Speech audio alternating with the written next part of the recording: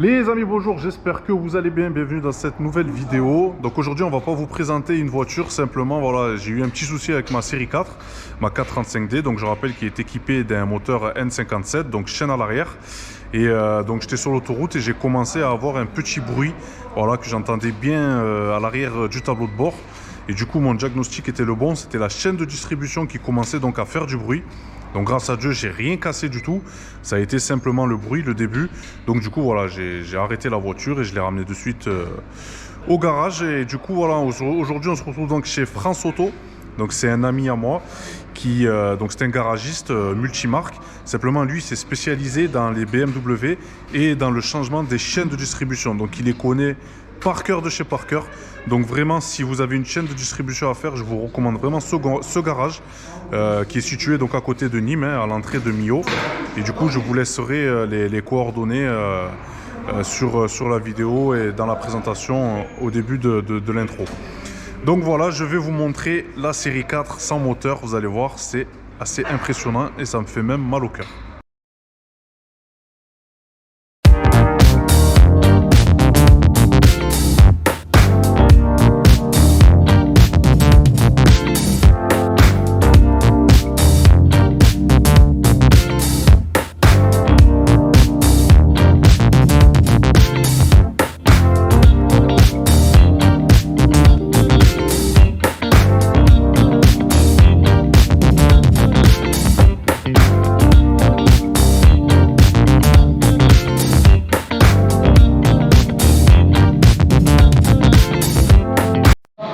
Donc les frérots, vous le savez, chaîne à l'arrière, dit dépose de moteur. Donc voilà, on n'a vraiment pas le choix que de déposer le moteur quand on veut travailler sur cette chaîne, malheureusement. Et puis le fait qu'elle est à l'arrière, comme on en dit à chaque fois dans chaque vidéo, ça augmente un petit peu les contraintes, elle chauffe un petit peu plus. Donc vraiment, il faut réduire les intervalles de vidange, ça c'est vraiment très très important. Et vous voyez, malgré ça, ma BMW a quand même toujours été suivie chez BMW, elle a eu les vidanges en temps et en heure. Mais c'est vrai que il faut moins les espacer. Je vous conseille vraiment tous les 10 000 km de faire votre vidange. Ça aurait pu peut-être éviter ce genre de problème, je ne sais pas. Apparemment, c'est quand même un problème qui est récurrent, un peu plus rare quand même sur ce moteur en biturbo, mais c'est un problème quand même qui arrive. Et donc du coup, donc le mécano a pu déposer le moteur et on va voir de suite dans quel état il est. Donc les frérots, voici mon moteur déposé. Donc voilà, avec, on peut le voir, c'est quand même du sacré travail. Là, il y a beaucoup d'heures de main d'œuvre. Et vous voyez donc le côté, la partie chaîne, donc qui se situe à l'arrière. Donc là, c'est l'arrière du moteur. Et donc voilà, ça a été la raison pour laquelle il a fallu déposer ce moteur-là. On se retrouve avec mon mécano préféré, Monsieur Karen. Ça va, frérot? Ça va très bien, et toi? Ça va, merci. Bah écoute, merci pour ton accueil et merci d'avoir pris en charge ma voiture. Avec plaisir. Voilà, je sais que c'est toi le spécialiste de la chaîne, en tout cas dans le coin. Et je sais que voilà, en l'amenant chez toi, je vais repartir tranquille dans ma tête. Est-ce que tu peux nous expliquer un petit peu voilà, les faiblesses de ce moteur-là? Pourquoi on en vient à ça en fait? Bon, le souci sur ces moteurs-là, en fait, vous avez la chaîne de distribution. Vous avez 3 chaînes de distribution. Ouais. Un qui fait arbre à cam, pompe à injection, vilebrequin, et vilebrequin, pompe à huile. Okay. Le souci qu'il y a sur ces chaînes-là, donc c'est des défauts qui sont connus chez BMW, qui ont été reconnus par BMW. On a le tendeur qui est ici, on a 2 tendeurs, un intérieur, un extérieur. Ouais. Donc ce tendeur-là, donc qui se détend, plus la chaîne de distribution, quand elle travaille, donc elle se rallonge. Et à cause de ça, donc on a souvent la chaîne de distribution, soit celle-ci, soit celle-là, qui pète. Donc la chaîne de distribution, elle casse. Jamais celui de la pompe à huile, c'est très rare. Hein. Ouais. C'est plus celui qui descend de l'arbre à cam à la pompe à injection ou de la pompe à injection qui descend au vilebrequin. D'accord. Okay. Donc voilà tout ça, Samir. Donc c'est quand même quelque chose de récurrent, il faut quand même le faire en préventif quand on achète une voiture comme ça. Bien sûr, il faut le faire parce que sinon quand ça casse, ça abîme beaucoup plus de choses. D'accord. Donc il faut mieux le faire à titre préventif que de le faire une fois qu'il est cassé parce que ça vous coûte beaucoup plus cher. Ouais. On peut le faire aussi, il n'y a pas de problème, mais le ça tarif, va beaucoup plus cher. C'est plus le même. Ouais. C'est plus cher, oui. Ouais, c'est normal, c'est normal. Donc là vraiment, ce qui s'est passé en fait sur mon moteur, c'est que ça a commencé à se détendre, c'est ça? Ça commence à se détendre, donc on a un bruit de cigale dans quand on écoute le moteur tourner. Ouais, c'est ça. Donc la chaîne qui se détend. Là pour le moment, le tendeur en lui-même il est bon, mais la chaîne qui est détendue, c'est-à-dire la chaîne ici, celui-là qui est détendu. Donc nous, à le changer, bien sûr, on change directement tout le kit complet, c'est-à-dire les deux tendeurs, les 4 guides, les 2 chaînes de distribution, plus la chaîne de la pompe à huile complet. D'accord. Avec bien sûr joint de cache-culbuteur, avec tous les joints qui en suivent. Oui, parce que là, l'avantage, vu que le moteur est déposé, tu refais le maximum de choses, quoi. Bien sûr, une fois qu'il est déposé, le moteur, on fait, bien sûr, le joint SPI, joint de carter de distribution, tout ça. Ouais, d'accord. Et tu m'avais parlé aussi d'une petite maladie à l'arrière, il me semble. Ils ont des maladies sur ces BM-là, que ce soit sur les séries 1, sur les 4 cylindres ou les 6 cylindres. Ouais. On a le support de filtre à l'huile qui est refroidi, c'est-à-dire vous avez l'huile et le support et l'eau qui passe en même temps dans ce refroidisseur. Ouais. Donc vous avez 4 joints toriques à l'intérieur qui sont défectueux sur 99% de ces véhicules-là quand ils ont un peu de kilomètres. Donc du coup, quand on le démonte, si on voit des traces, bien sûr, on le change obligatoirement. D'accord. Ok. Et donc du coup, frérot, je crois que tu as un autre moteur, c'est pas forcément les N57, mais un M57. Même les M57, les M47, N47 aussi. Donc les M57, c'est celles qui ont les chaînes de distribution devant. Ouais. Pareil, donc celle-ci, pareil, il y a la chaîne de distribution à casser. Donc sur celle-là, on sort par le moteur. Ouais, c'est plus pratique. On le fait directement dessus. Je vais vous montrer un petit peu quand même la chaîne de distribution cassée. Là, vous voyez la chaîne de distribution qui a cassé, donc c'est le gros. Hein. Ouais. C'est le gros qui a pété sur celui-là. D'accord. Donc bien sûr, à changer, pareil, hein, il faut tout changer, comme le moteur N57. D'accord, ok. Bon, voilà, c'est vrai que là, l'avantage... Donc c'est des défauts pareils qui cassent moins souvent que les M57, mais ça casse quand même. Mais ça casse quand même, ouais. Ça casse quand même, oui. Voilà, donc à faire en préventif aussi. Quand il y a du kilométrage... Quand il y a un peu de kilométrage, il faut le faire, bien sûr. D'accord. Donc les frérots, on est revenus donc au garage France Auto, voilà, pour voir un petit peu donc l'état de ma série 4, où est-ce que ça en est. Et donc au passage, ils ont encore reçu pas mal de voitures, dont un X5, un X6, voilà, pour des problèmes similaires de chaîne de distribution. Et donc voilà, aujourd'hui on se retrouve donc avec notre mécano préféré. Ça va, frérot? Ça va et toi? Ouais, tranquillou. Alors dis-moi un petit peu où est-ce que ça en est, qu'est-ce que tu as pu voir un petit peu sur les chaînes de distribution, voilà, qu'est-ce qu'on a pu voir? Là, on a démonté les chaînes de distribution, comme tu peux le voir sur le moteur, on a tout enlevé. Hein. Ouais. Donc les 3 chaînes, les guides, les pignons. Là, on t'a commandé tous les joints qu'il peut avoir sur ces moteurs-là. Ok. Au niveau joint ski, au niveau, bon là-dessus, il n'y a plus de joints qui se fait. Bon, c'est des joints en silicone qu'ils font chez BMW, que ce soit pour le carter moteur ou pour le carter de distribution. D'accord. Maintenant, on a commandé le joint hydrogène. Ouais. On a commandé les joints de cache-culbuteur, les joints de support des arbres à cam qui se trouvent ici. Là, ici, dans chaque cylindre, vous avez des joints. C'est ces joints-là, hop, c'est ces joints-là. À force, avec l'huile, la chaleur et le froid, ils sont plus étanches, donc du coup, on les change aussi. Ok. Et puis le joint cache-culbuteur obligatoirement avec les joints d'injecteur, tout ça. Qui fuyait déjà, je crois, il n'était pas en bon état. Il y avait une fuite dessus. D'accord, ok. Donc, on a regardé un petit peu pourquoi ta voiture elle faisait un peu de bruit de chaîne de distribution. C'est ça. Donc maintenant, je vais te montrer pourquoi elle faisait du bruit. Je vais te montrer maintenant la différence entre une chaîne de distribution normale et l'autre. On voit bien que la chaîne de distribution, elle est rallongée. Grave. Donc c'est à cause de ça que tu as des défauts de chaîne de distribution.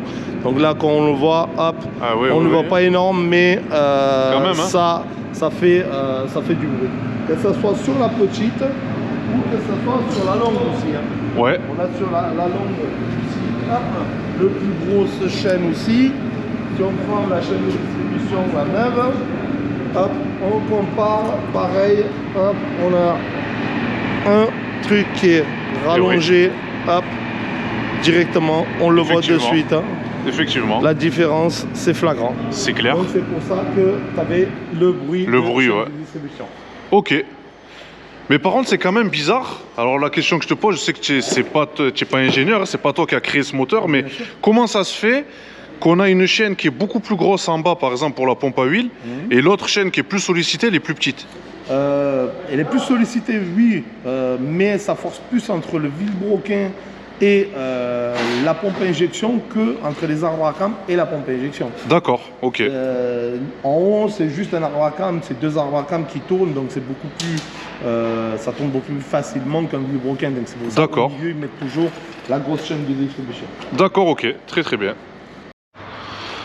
Donc les frérots, le jour J, voilà, ma belle m'attend avec une chaîne de distribution toute neuve. Et j'en ai profité aussi, vu que le moteur donc était par terre, voilà, pour changer tous les joints possibles du bloc, vu qu'il était déposé, donc avec ça à faire. Et voilà, aussi j'en ai profité pour demander au garage donc une vidange de la boîte. Voilà, donc petite vidange faite, et avec un changement aussi de disque et plaquettes. Voilà, donc c'est tout neuf, puisqu'ils étaient légèrement voilés. Donc voilà, on a profité donc de cette occasion pour lui faire une petite beauté. Et là, le garage donc est en train de me recharger la climatisation, puisque quand on dépose le moteur, forcément le gaz s'en va. Et donc du coup voilà, donc j'attends juste ça pour pouvoir récupérer mon bébé. Mais sinon voilà, tout a été fait dessus, vraiment. Les gars ils sont vraiment très très professionnels.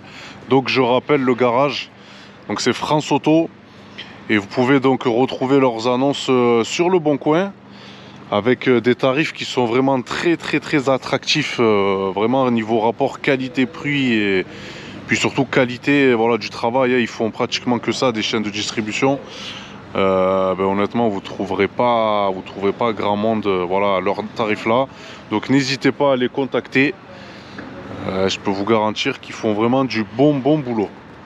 Donc voilà les amis, ça fait vraiment plaisir, voilà, de me retrouver à bord de ma voiture, ce qui m'avait un petit peu manqué quand même. Donc voilà, vous le savez maintenant, malgré qu'on dit que ouais, les N57 sont quand même solides en biturbo, tout ça et tout. Moi, ma voiture a été suivie exclusivement chez BMW.